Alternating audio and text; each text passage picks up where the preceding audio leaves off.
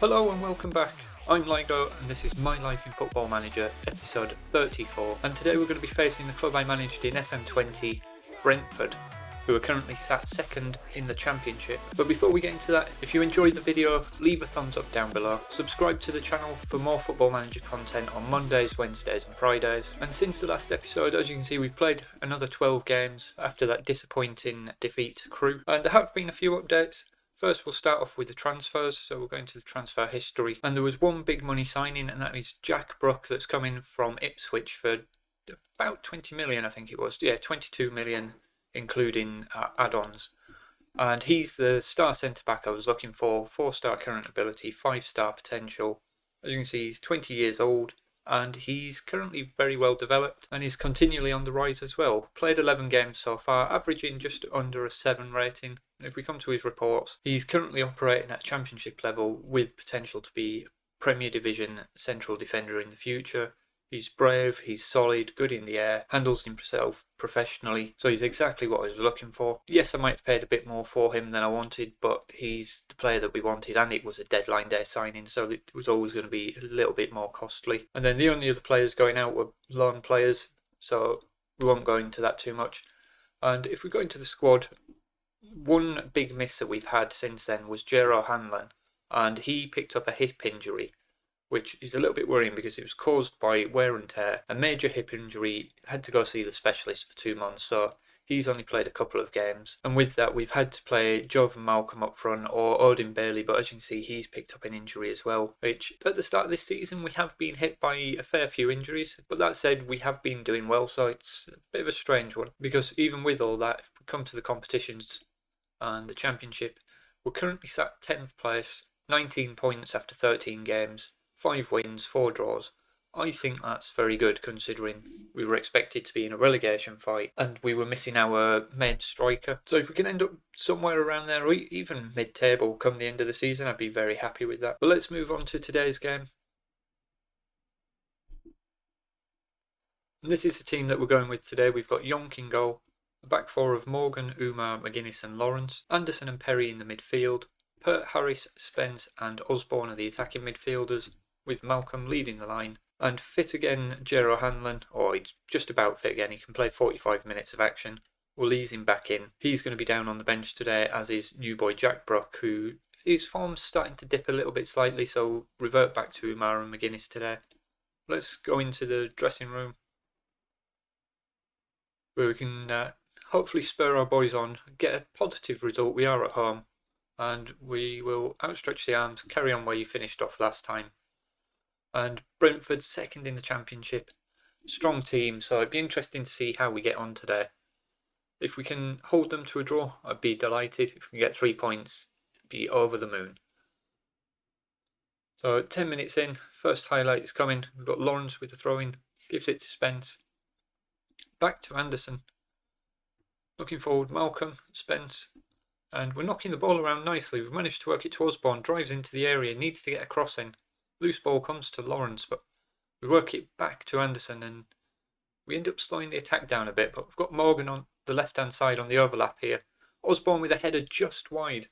And that's a very positive move and shows you the quality difference compared to last year, that we're able to knock the ball around against a top championship team like that. And yeah, we didn't have huge signings, but I'm very happy with the additions we've made to the squad. They've settled in.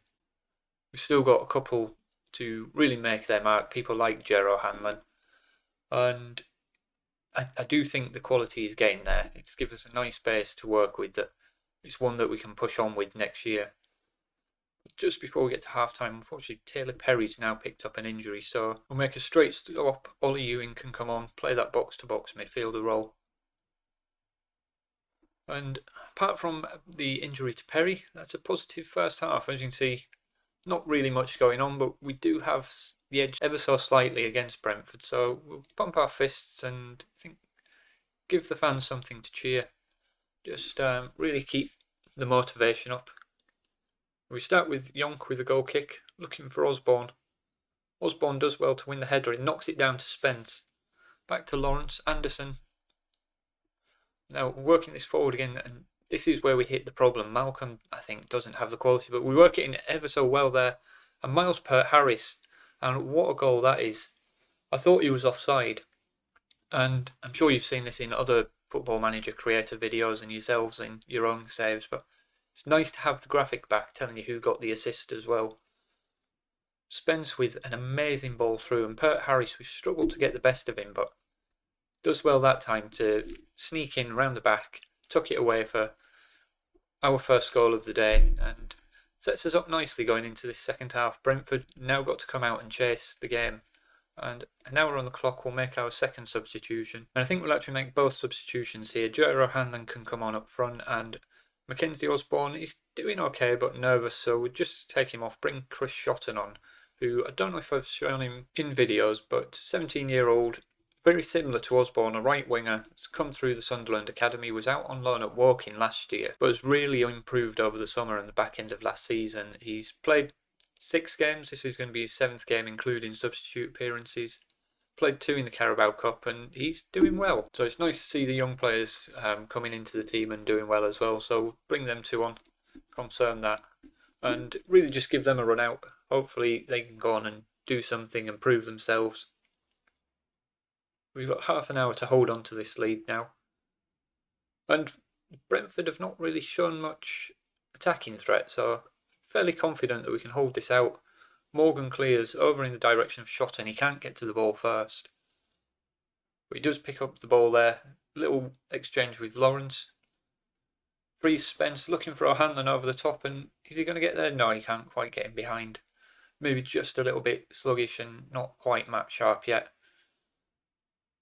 Just coming back from that injury, but managed to pick up the loose ball again and start again building in the midfield. Morgan on the overlap, feeds in O'Hanlon, gets ahead, and he strikes the bottom of the post, and an absolute disaster there from Brentford. They go to clear the ball and hits the back of the defender, but we'll take it, we'll take a goal. And it doesn't matter how they go in, as long as they go in is the favourite striker motto. And O'Hanlon very unlucky, and Pinnock trying to clear, and it's a calamitous one, but they all count. And we've got 15 minutes now, and very happy. We'll drop a little bit of praise on the team. We've deserved this win today. We've shut Brentford out. We've got a corner here. Spence whipping it in near post. McGuinness picks up the loose ball, and it's more disastrous defending from Brentford. But we don't care. We've got our 3rd goal. McGuinness strikes again. And yeah, very happy. It's looking a lot different to what the media expected. We've come, alright, we're at home, but Brentford 2nd in the Championship, and they've not shown any attacking threat. We've just destroyed them today. Very happy with that. 3-0, clean sheet, 3 different goal scorers. And we're not done yet by the looks of it. Peart-Harris whipping the ball in, falls to Spence on the edge of the area, blocked by the defender. McGuinness manages to get across in. It's come all the way across to Peart-Harris. Tries to get the ball in. It's rebounded to Spence. And we're going to hold it in the corner. No, we get the ball in and Balcom makes a save. But we're very happy with the way things have gone today. And Brentford trying to muster something up in the last minute. It's not going to make a difference either way. We'll be disappointing if we lose our clean sheet. But we don't. McGuinness lumps the ball clear. And we're just waiting on the referee to blow his whistle now. Brentford's still coming forward. And what a tackle that is from Lawrence at the back post. Goes out for a corner, and we've just got to defend this now. We're over the 94 minutes. Young, commanding his area, does well. Holds onto the ball. And the final whistle goes 3-0 against Brentford. Fully deserved. So dressing room, outstretch the arms. Very well done. Pat them all on the heads and the backs, and what's that done? That's given us another 3 points, and we're really pushing towards them playoffs, which if we get anywhere close to that is a bonus. But I'm over the moon with everything apart from this Taylor Perry injury. Broken ribs, unfortunately, will send him off to the specialist. And we'll just come to the schedule, check where we want to come back for, so we'll scroll down. And I was thinking of coming back middle of December. There's no real intriguing games. Crystal Palace could be a big one, but they're currently sat 23rd in the league. Ipswich and Reading, middle of the table. Crewe we've already seen. West Ham, mid-table, 12th. But I don't think we've seen many FA Cup games in this series, so 2nd of January, start of the transfer window. I think that could be a good one to come back to. So we don't know what we're going to get, but we'll come back for the FA Cup game. We'll wrap this episode up there. And remember, if you enjoyed the episode, leave a thumbs up down below. Subscribe to the channel for more Football Manager content on Mondays, Wednesdays and Fridays. Thank you for watching, and I'll see you next time.